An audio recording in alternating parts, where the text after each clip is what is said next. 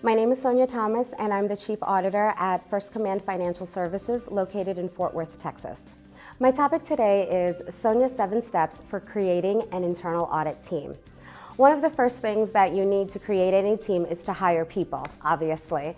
So one of the things that is probably the hardest is to hire the right people.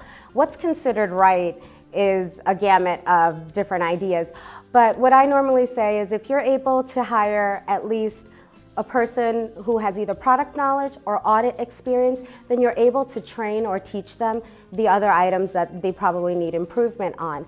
The other part of hiring people is also making sure they have the right personality.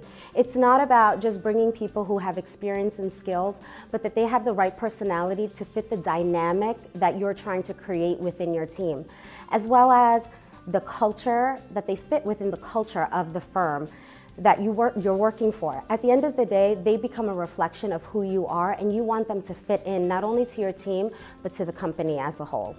So speaking of training and teaching your employees, that comes to my second point, being able to provide them all the training that they need to succeed in the job that they have. Make sure that you have a training budget, assigned to your department. Many times you may not be able to send them out to do training, but there's so many options that are free through the webinars that the IIA offers, a lot of the consulting companies offer, where your employees will be able to learn things that are happening in the industry and bring them back to you so that they can grow, they can learn, as well as teach your other staff ways to improve in audit.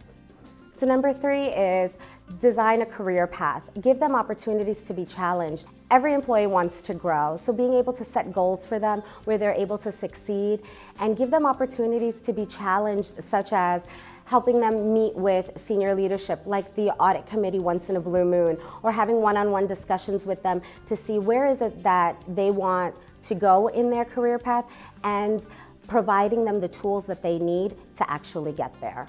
Number 4 is consistent feedback. Be able to provide your employees consistent feedback. One of the things that has worked in my team is being able to do post-audit evaluations after every project. This helps the employee understand what are the areas that they are very strong in and other areas that they need improvement on. That way we are working towards that during their mid-year evaluations as well as their year-end. There are no surprises because during the course of the year we've been working on trying to improve them along the way. Also be able to have one-on-ones with your employees on a weekly basis.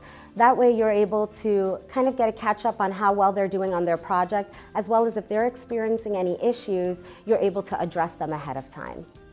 Number 5 is setting clear expectations. As a manager, no one can read our minds, and as well, we can't read our employees' mind. So one of the biggest things to do is to really be able to set the expectation of what you're looking for in a project, as well as what you're looking for from them as an employee under you. That way, you both can succeed and be effective together. So number 6 is learning your employees' work style and understanding their personality. One of the hardest things to do as a manager is really understand what makes this employee thrive. And one of the suggestions that I have is to have them take a Myers-Briggs of 5 dynamics or a Berkman type of personality type of exam. This helps you understand what are the types of environments that your employee will be successful in. That way you can cater to them as well as they can also cater to you, because they will learn your personality as well when you take an exam like this. This helps us also understand what their work language is as well, how they like to be appreciated, how well they respond to things like criticism or development standards. I think that these are just really great tools to help you just develop your employee as well as yourself. And the last step is trust. One of the biggest things is to make sure that you have trust in your audit team. When you're able to have trust, your employees will take ownership in what they do, ownership in their projects, in their assignments, and they want to make you look good as a manager to the audit committee as well as to the firm.